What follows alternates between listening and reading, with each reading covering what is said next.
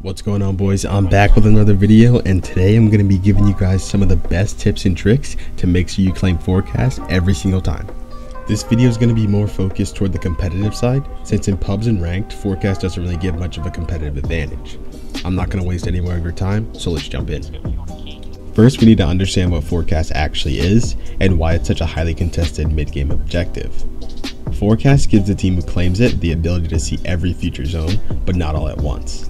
For example, when second zone is revealed for everyone, the forecast team can see third zone. Then when third zone gets revealed, the forecast team can see the fourth zone, and so on. Knowing the future zones eliminates a lot of RNG and allows you to play based on the zone pulls. And since you already know what the next one is, it gives you the ability to make insane dead side rotates and give your endgame game plan an extremely high chance of being successful. Next, you and your team need to decide which forecast tower you plan on going for, and that's going to highly depend on your drop spot.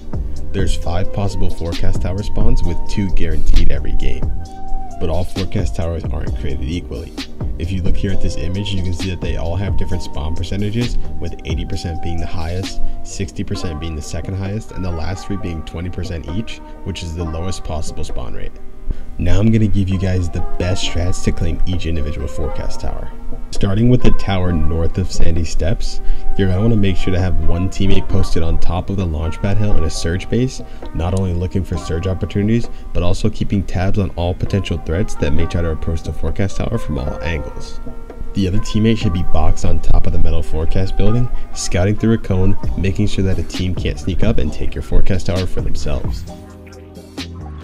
Next is the tower southwest of Grand Glacier. At this tower, you still want a teammate in a surge base, but where this area differs is that you want your other teammate in this bush on low ground. This bush is in the perfect spot and allows the player inside to keep really good awareness on anyone nearby that the surge base wasn't able to see. Now onto the tower northwest of Mount Olympus. One of you needs to be on top of the ridge, ensuring that no team rotating from Brawlers or Olympus can sit on that hill and catch you both off guard while you're waiting around. While one is on top of the ridge, the other needs to be boxed on the forecast building, just like how you would be at the tower near Sandy Steps. Next is the tower to the southwest of Restored Reels.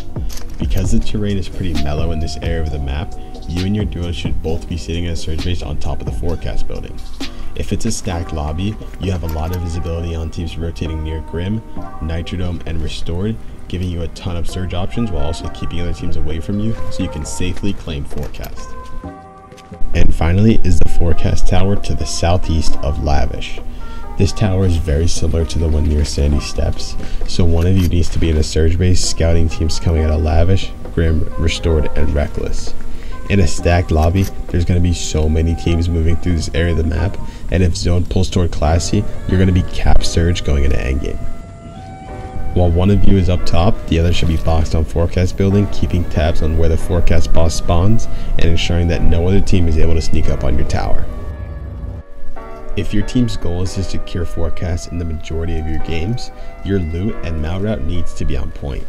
You need to be landing at a spot that's close enough to the forecast tower you plan on going for and has enough loot and mats to get you and your duo set up for the rest of the game. So now that you know the strats for every forecast tower, here comes the time to decide what tower you want to play for. Choosing the wrong tower is probably one of the easiest ways to sell a game.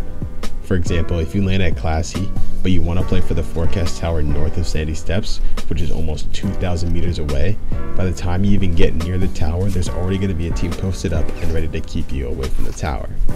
Just to make it easier to understand, I made a few diagrams reflecting what forecast tower you should play for based on your drop. If you land anywhere on the west side of the map, the only 2 forecast towers you should be looking to make plays for are the one north of Sandy Steps and to the southwest of Restored Reels. If you land anywhere in the middle of the map, including areas far north and south, you should only be looking to play for the towers south of Lavish, southwest of Restored, and to the northwest of Mount Olympus.